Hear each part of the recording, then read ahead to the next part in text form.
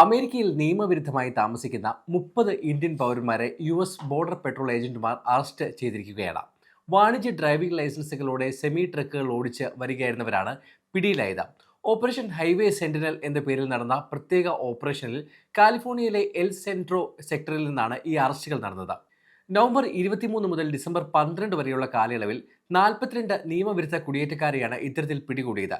ഇവരിൽ 30 പേർ ഇന്ത്യക്കാരായിരുന്നു. ബാക്കിയുള്ളവരിൽ El Salvador, China, Eritrea, Haiti, Honduras, Mexico, Russia, Somalia, തുർക്കി, യുക്രൈൻ എന്നിവിടങ്ങളിൽ നിന്ന് ഉള്ളവരായിരുന്നു. ഇവർക്ക് കാലിഫോർണിയയിൽ നിന്നാണ് വാണിജ്യ ഡ്രൈവിംഗ് ലൈസൻസ് ലഭിച്ചതെന്നാണ് കണ്ടെത്തൽ. ഓപ്പറേഷന്റെ പ്രധാന ലക്ഷ്യം നിയമവിരുദ്ധമായി ട്രക്ക് ഓടിക്കുന്നവരെ കണ്ടെത്തുക എന്നതായിരുന്നു.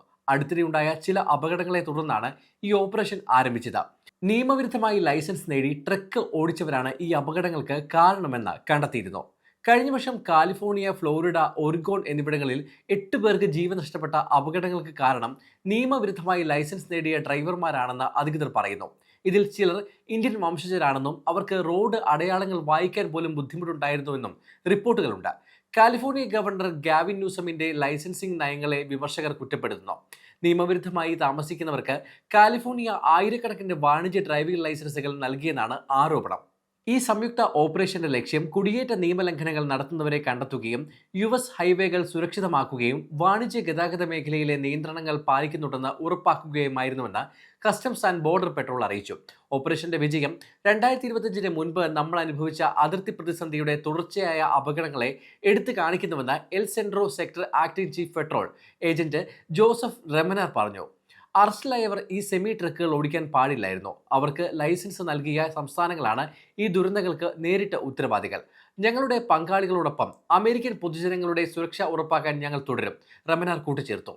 കാലിഫോർണിയയിലെ അഭയനയങ്ങൾ അമേരിക്കൻ പൗരന്മാരുടെ ജീവന് ഭീഷണിയാകുകയാണെന്ന് Immigration and Customs Enforcement deputy director Madison D Sheahan പറഞ്ഞു. നിയമവിരുദ്ധമായി രാജ്യത്ത് താമസിക്കുന്ന ആയിരക്കണക്കിന് ആളുകൾക്ക് ഡ്രൈവിംഗ് ലൈസൻസ് നൽകിയെന്നും പ്രത്യേകിച്ച് വലിയ ട്രക്കുകൾ ഓടിക്കാൻ യോഗ്യതയില്ലാത്തവർക്ക് ലൈസൻസ് നൽകിയെന്നും അദ്ദേഹം ആരോപിച്ചു.